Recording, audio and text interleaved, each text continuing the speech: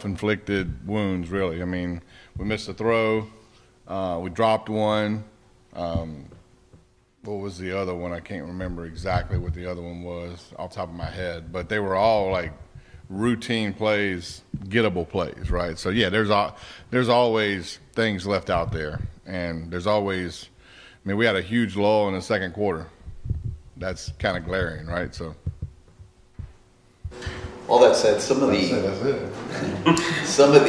throws that Cam's making, I know he has a couple that you wish he hadn't thrown, but the level that he's playing at, is it exceeding your expectations? Yeah, I mean, he always, does things, in my opinion, that, kind of wow you at times. I like the routine plays. Like I keep saying that, like the stuff that he does. Extending plays obviously is excellent. We'll take that. Some of that stuff works out great. Some of it works out not so great. But I'm a big fan of routine plays. I really am. And so I stress that probably more than anything. His ability to get the ball out quick is probably one of the better things that he does. He gets that ball out quick. So as a follow-up to that, how big of an adjustment has it been for you as a coach who's been doing this for a while? I mean, he's a very unique player, obviously, but you've probably had to adjust a little bit in what you tolerate, what you expect, what your scheme is going to look like.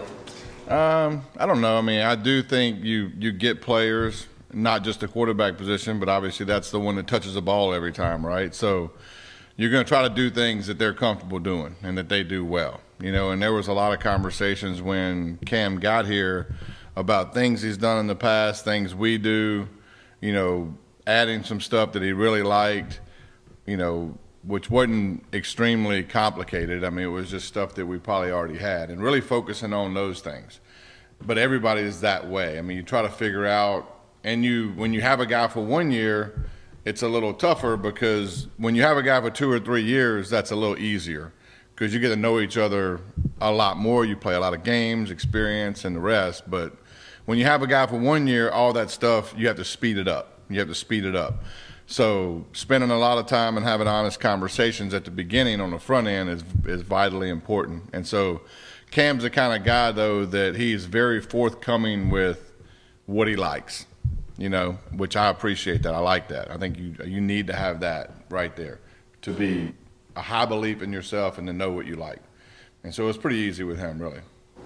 With him, I mean, every kid likes what they like. Yeah, but not everybody can articulate it. Or like the right thing, or right. Understand why this is right. the better way. Is that maybe the characteristic that sets him apart? I mean, there's other guys with quick releases. There's other guys that can extend play. Cam's understanding of everything seems like that's the intangible that maybe it is. And I think too, part of it is understanding why we don't do certain things, because there's not everything that gets brought up gets done.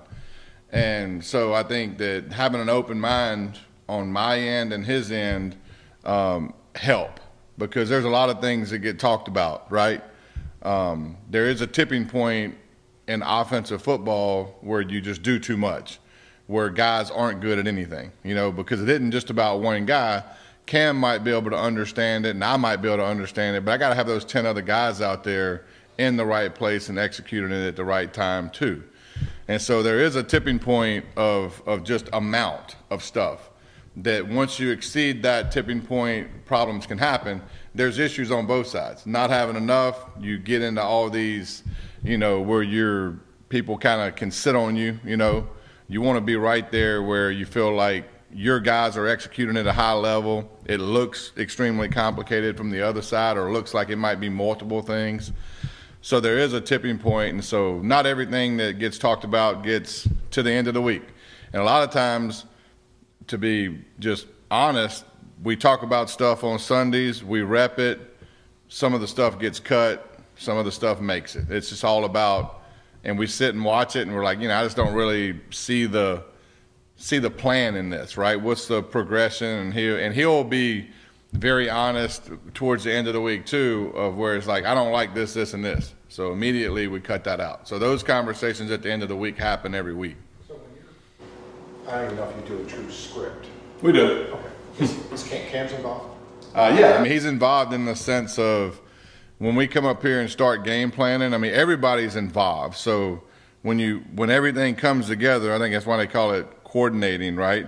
Like Coach Mirabal, Matt, Cody, they'll get together and have a lot of run game ideas, right? 11 personnel and all the rest, all the sets, right? And so I'll get all the pass game stuff and kind of just group it all together and then cut out, and because you only can take so many into a game, right? And then Cam comes in whenever they come in on Sunday or whatever, whenever he comes in, and he has already watched everything and he's got, a handful of ideas that he likes.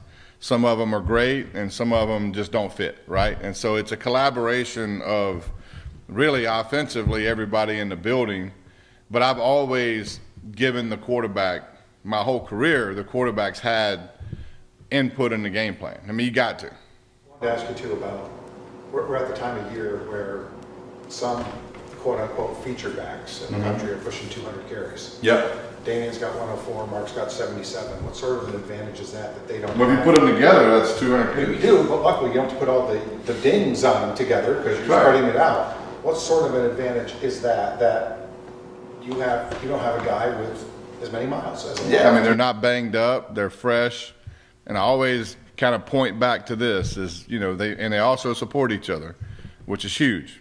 There would be huge issues if there was a different mentality with that group and also other groups in the building, offense and defense. And so the fact that both of those guys play well off each other, there was multiple times in the game Saturday that both of them were in the game at the same time. And so that didn't happen by accident. Both of those guys are playing really well. So, utilizing those guys in different ways is important, but ultimately there's one ball, right? And so every play that ball's got to go to one guy.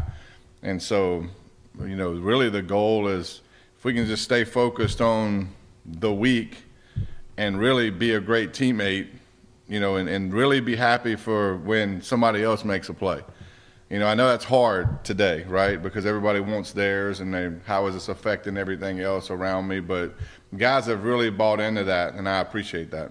Why isn't it hard here? I'm talking about in this society. I know, but it hasn't been hard for this team from day one. And especially in this era of this NIL era where guys are being compensated based on how they perform, and somehow you guys have bucked the norm on what a lot of coaches in the country are probably pulling their hair out of. Well, I mean, in my opinion, it's two things. Like, one is we're having success, right? The moment that doesn't happen, then, things, it's easy to chit-chat, do all the rest. But that doesn't always happen. Success doesn't always equal that mentality. I do think we have a lot of leaders. I mean, starts with the coaches, right? And the first meeting, the tone was set because I could see there's a lot of talented guys in the room. And so just pushing a servant mentality was important to me. Like pushing a servant mentality to this group to where they're truly serving their brother. It isn't about them. It isn't about one person. And Cam kind of took that also. Because when I recruited him, I told him, I said, I don't know how many passing yards you're going to have. I'm not promising you all this other stuff. I'm promising you a chance to play on a team and be a leader that can win every game we play if we do it the right way. And so I think it starts with him, and then, it trickles down to everybody. And I do think that if you have the top people pushing a certain narrative or pushing a certain belief, then it'll catch on. Attitudes are funny. I mean, my dad used to always talk about, he was a motivational speaker. He would speak to groups, but, it's caught, not taught. And if you can get enough people acting a certain way, then that'll permeate the group. And I think that's what has happened with these guys. I think they truly believe in the narrative, but they also see the benefits of having a servant mentality. As far as Georgia Tech, Coach Cristobal mentioned play up front with their defensive line is going to be key. Just what are your thoughts on that defense? I think they're very active. They're very athletic.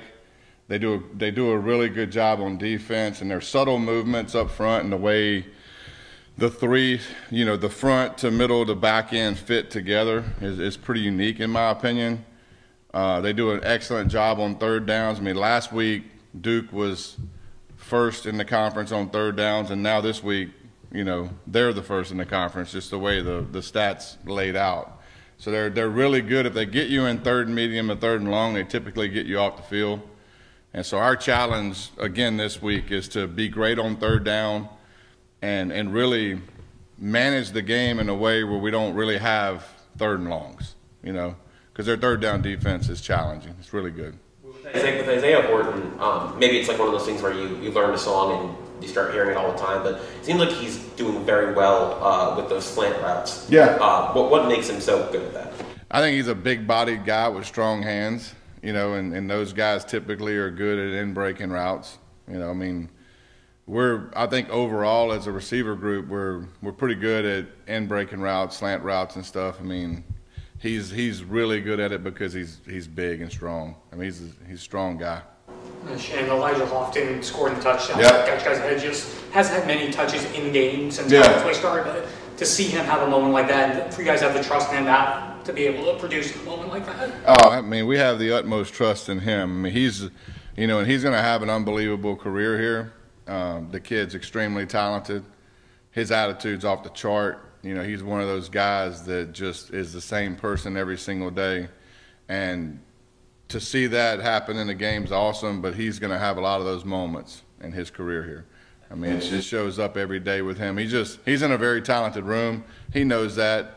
And but he gets a lot of plays and offense, special teams, and everything. He's doing a lot of good things, and so everything that he's doing is pointing in the right direction. How excited was he? You say you're going to line up a fullback and you're going to run straight into the pile and go for the end zone. How excited does he get to do that? Well, it was. In his mind, he was going to score regardless, and so I just told him, just make sure that we secure the handoff. And he said, if you give me the ball, then I want to score. And so he's a pretty confident dude. And I was very confident that he would get in. You guys lead the country, I think, in fourth quarter points per game. I'm curious, how much of that, going back to Cam and his unique skills, is he special with kind of downloading what a defense is doing during the course of a game and figuring out early in the game and then being able to execute in the fourth quarter? I do think rhythm matters. Having the iPad on the sideline matters. The game has changed with technology and what we're allowed to do. So we can watch the drive, which is honestly, the NFL's been doing it for years. But that does give you an insight that we didn't have. And a guy like him, he watches it and he goes and coaches people up and we watch it together and we do make adjustments through the course of the game. We made quite a few in this past game because people do tend to play us a little different. We're not always going to get what we see on tape. We're kind of a unique deal in that way. So there are going to be certain adjustments that we're going to have to make through the course of the game. But it doesn't come from just him. There's a lot of people watching it, and like Coach Mirabal does a great job up front. And then everybody just has input, and we try to, whatever the plays are on the script, you try to get to the good ones as quick as you can get and kind of just keep narrowing that down. It's almost like what I was talking about with the game plan through the week. You try to narrow it down. It's the same thing through the game. You're trying to get down to the core plays that are the best plays in that game. And a lot of times when it's on the line in the fourth quarter and you really got to press the tempo, is probably when he's the best, How big was the O-line? Because Duke was a high-pressure team coming in, and it seemed like he had a lot of time to throw most of the game. I thought the pockets were elite. I thought the protection Saturday was the reason we won the game. We had some pockets that were just as clean as you can get, and so – but in the run game I thought was really good too. The way they layered the defense, we didn't get like a big run, but we hit a lot of 10, 15, 20-yard runs, And so that kept the chains rolling and kept us in phase, which was huge. But I thought they did an excellent job up front for all the stuff that they were doing on third down. The protection was really elite. No, see, do you ever get used to Cam doing things like, running into a defender and just running away and getting away from the pressure like that? I don't know about used to it. You expect him to get out of stuff because he's hard. He's a hard guy to bring down. The only thing I just keep harping on ball security, you know, with the whole group really. But I mean, just, you know, taking care of the ball and, you know, obviously extending plays like that's awesome. You know, in today's football, really, it's the difference in being able to extend plays and keep your eyes down the field and all the rest. So, but you ultimately have to take care of the football too. Speaking of taking care of the football, he had that pick where he's done it before the season where, you know, he's scrambling, he kind of just throws it across his body and kind of floats a little bit. He said after the game, he goes, well, you know, I can make that throw and, you know, I'm probably going to do that again. How much do you talk to him about that, saying maybe don't do exactly that again? Well, I mean, yeah, exactly. But I will say this. I appreciate the fact that he's always attacking. Like, he is always trying to end it. He's always trying to score. You know, now my job is harnessing that to where it doesn't go the other way, right? And to his credit, you know, bad things are going to happen. I mean, football is you know, athletics in general, you know, how you respond to bad things is the biggest determining factor of how good you can be. Talent's one thing, but if you let negative stuff affect you and you clam up, then you're not going to have the success you want. And I will say with him, it never affects him. I mean, he'll do something and have a negative outcome. He's a very clear-minded guy on the sideline, always looking for the next play, and he scored within the next 2 plays. And so, you know, I can live with that. I can't live with the other, like, if you let that stuff affect you, it would bother me more. But the fact that there is a move-on mentality and the mentality stays exactly the same as far as attack, you know, I'm going to have to live with a little bad with everybody because nobody that's ever played this game, you know, played it perfectly. People make mistakes, and interceptions are going to be thrown. Now, you hate them. You don't want them to obviously come in those situations. But, you know, there's never a game that's been played where negative plays didn't happen. You mentioned whip and dip. Yeah. The people need to know, was there a post-game visit Saturday? What's the what now? The people want to know if there was a post-game visit on Saturday. I didn't go Saturday, no. I had, what did I do Saturday? So I went home. I actually grilled some steaks Saturday, and my daughters went to the Taylor Swift concert, right? And so Baker and Aislinn put on, because I couldn't go because I had to work, so they put on the Taylor Swift concert for me. Like, they did it. And so both of them did an excellent job. And so I was hoping that would inspire them, and it looks like it has. So. But most importantly, rare, medium? Oh, medium. Yeah. Sometimes medium plus, but medium, yeah, you can't, like, yeah. Nothing more than medium. Thank you. Thank you. Appreciate you guys.